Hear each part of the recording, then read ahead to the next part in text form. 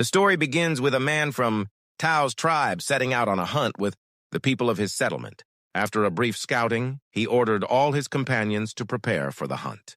This time, their prey was a herd of wild buffaloes located nearby.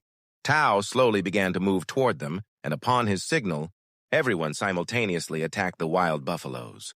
The buffaloes were not easily defeated and charged back toward the men in defense. All the men simultaneously threw their spears, causing the buffaloes to panic and run in the opposite direction toward a deep gorge. Soon, all the wild buffaloes started leaping into the gorge. Everything was going according to Tao's plan until one buffalo, instead of jumping, ran toward a boy named Keda. This was Keda's first hunt, and due to his inexperience, he started running away in fear. The buffalo struck him from behind, knocking him to the ground. The buffalo returned, charged Keda again, picked him up, and ran straight toward the gorge. Tao attacked the buffalo from behind, but despite a spear hitting its stomach, the buffalo jumped into the gorge. Tao and his companions immediately rushed to the edge and saw Keda hanging onto a rock. He couldn't hold on for long and his grip slipped. Luckily, Keda did not fall all the way down, but landed unconscious on a large rock. Keda was Tao's son, and Tao wanted to go down to save him, but his companions stopped him. Night fell, but Tao still believed his son might be alive and continued calling out to him. However, as the tribe's leader, he had to leave soon to take food back before the snow. The next morning, with a heavy heart, Tao performed the final rituals for Keda and decided to leave. Keda regains consciousness. Keda, lying below, was still unconscious. An eagle spotted him and flew down, seeing a potential meal. Just as the eagle moved to eat him, Keda regained consciousness, grabbed the eagle and pushed it away.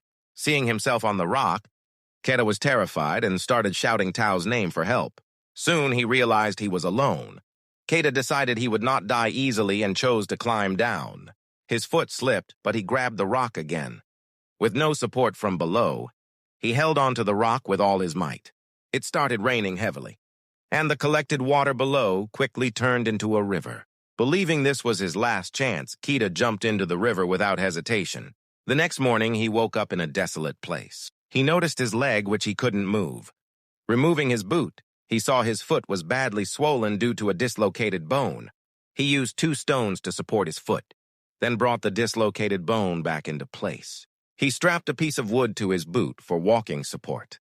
Wanting to reach his tribe, he decided to go to the hilltop. At the top, he saw the stones Tao had used for his ceremony, which deeply broke him. The wolf and the bond. He then heard sounds and saw a pack of wolves. Keda started running at full speed but couldn't outrun them. To escape, he climbed a dry tree. One wolf grabbed his foot, but Keda took out his knife and killed it. The other wolves remained below. Keda spent the entire night on the tree. The next morning, he saw the wolves had left their injured companion behind. Keda first made a weapon by tying his knife to a piece of wood.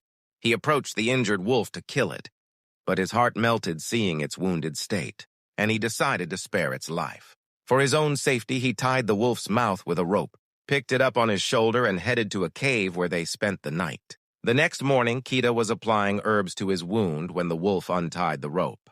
Keda remained calm and tried to offer the wolf water. The wolf showed its teeth, trying to scare him, but Keda remained calm and offered the water again. Seeing Keda's behavior, the wolf calmed down and drank the water. Keda was happy. He removed insects stuck to the wolf's wound and gave them to the wolf to eat. Knowing they needed to hunt, Keda hunted a rabbit the next day. While he was trying to start a fire, the wolf tried to snatch the rabbit. Keda knew he had to show dominance to control the wolf, so he scared it away. To demonstrate his strength, he started chewing the raw rabbit with his teeth, causing the wolf to quietly sit down. That night, Keda ate for the first time in many days. Keda later gave the wolf food, but clearly made it known that it needed his permission to eat. The journey with Alpha. After resting, Keda decided to return home before the snow. He told the wolf to find its own family, but the wolf would not leave. Keda decided to leave it and go alone. As soon as he left, the wolf slowly started following him. Annoyed, Keda threw a stick to scare it away, but instead, the wolf picked up the stick and ran ahead of Keda. Keda then saw some wild boars nearby, and the wolf immediately ran toward them. As the wild boar ran past Keda to escape the wolf, Keda froze and silently watched, allowing the boar to escape. The wolf was disappointed, because they had missed out on food due to Keda's mistake. Soon they reached an understanding, and Keda named the wolf Alpha. In the following days, with Alpha's help, Keda learned to hunt very well. They grew to understand each other. At night, Alpha would snuggle up to Keda to keep him warm. Winter arrived, covering the area in snow. But Keda and Alpha continued their journey, hunting as they went. One day, Keda broke through the ice and fell into the water. Alpha tried to break the ice with its weight, but it wasn't heavy enough. Keda eventually used his knife to break the ice and climb out with Alpha's help. The next day, Keda noticed a man sitting outside a tent and was overjoyed. However, he found the man had already frozen to death. He tried to find food in the tent but failed. Disappointed but determined to meet his family, they continued their journey. They noticed a snowstorm approaching from the front, and hunting dogs were chasing them from behind. Keda ran toward a cave with Alpha. Despite the storm and the dogs, they reached the cave in time. Inside, they prepared to fight the dogs. They soon realized the dogs must have been caught in the storm.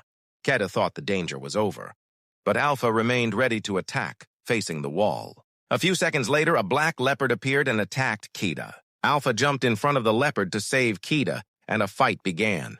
Keda was scared but knew Alpha wouldn't survive if he didn't kill the leopard.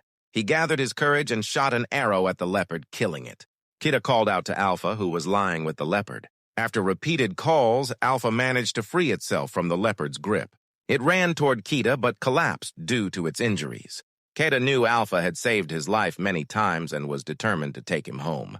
The next morning, they continued their journey. A few hours later, they found a stone with the symbol of Keda's settlement, meaning they were close to home. Alpha's steps became weaker due to its injuries, and it eventually collapsed. Keda wanted Alpha to reach home, but seeing its face, he knew it couldn't walk. Keda refused to give up and decided to pick up Alpha in his arms and carry him. He walked all night.